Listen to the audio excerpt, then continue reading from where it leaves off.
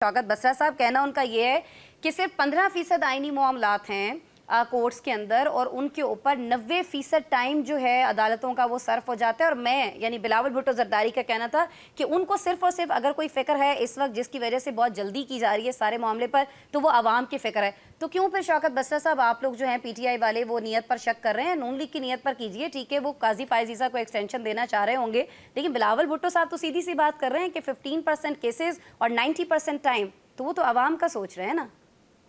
अच्छा, आपने बहुत अच्छा सवाल किया, लेकिन मैं बस एक फिक्रा कह के जी। देखिए, काशिफ बिग साहब कह रहे थे कि शौकत बसरा ने कहा कि माना कि सियासतदान जिम्मेदार है। मैं तो आज भी कह रहा हूँ, हर इदारे में काशिफ साहब अच्छे बुरे लोग मौजूद होते हैं।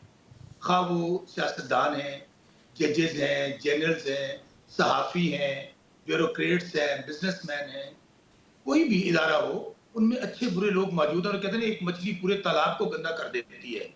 वो जो मछली एक होती है, वो जहां भी हो, जिस इदारे में भी हो, वो पूरे इदारों की बदनामी का बायस बनते हैं। ऐसे है। और हमें समझता हूँ तो सबका वो जो जो ऐसी गंदी मछलियां हैं, वो जिस इदारे में भी हैं, मैं समझता हूँ कि उनकी खुद एहतसाबी उस इदारे को करनी चाहिए। और उसका हल एक ही है, वो है आईन पाकिस्तान। अगर मौलाना साहब इसी तरह आईन और कानून के साथ खड़े रहते हैं, जिस तरह स्टैंड ले रहे हैं, तो उनका नाम पाकिस्तान की तारीख में और सियासत की तारीख में सुनहरी हरूफ में लिखा जाएगा।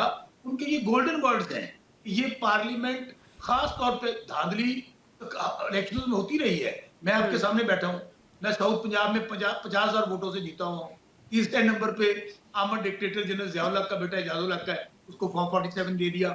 सो ये एस्टेब्लिशमेंट प्योरली पार्लियामेंट एस्टेब्लिशमेंट ने बनाई है। फॉर्म 47 इश्यू किया, ऐसा धांधला पाकिस्तान की तारीख में नहीं हुआ था। बड़े अफसोस के साथ मैंने कहना पड़ रहा है। अच्छा, गुजारिश ये है जी। कि अभी जो कुछ काजी फायज ईसा जिस बेंच में बैठेंगे, उस केस का फैसला इस कठपुतली हुकूमत के हक में होगा। आप देखिए, ट्रिब्यूनल्स का केस था इससे 4 दिन पहले, उन्होंने हमारे खिलाफ दिया। उसकी वजह क्या है? असल में मेन मकसद अब ये है कि इस जो फॉर्म 47 की जाली हुकूमत है, उसको बचाना और इस जाली निजाम को जो कायम किया हुआ है वो कायम रहे। इसलिए ये 63 में कर क्या रहे हैं काजी साहब? देखिए, मैं पार्लियामेंटेरियन भी, कानून का तालिब इल्म भी हूं।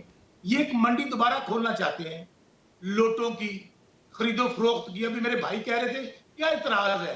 ओ भाई, यही शहीद बीबी थी जिनके अभी बिलावल साहब की बात कर रहे हैं।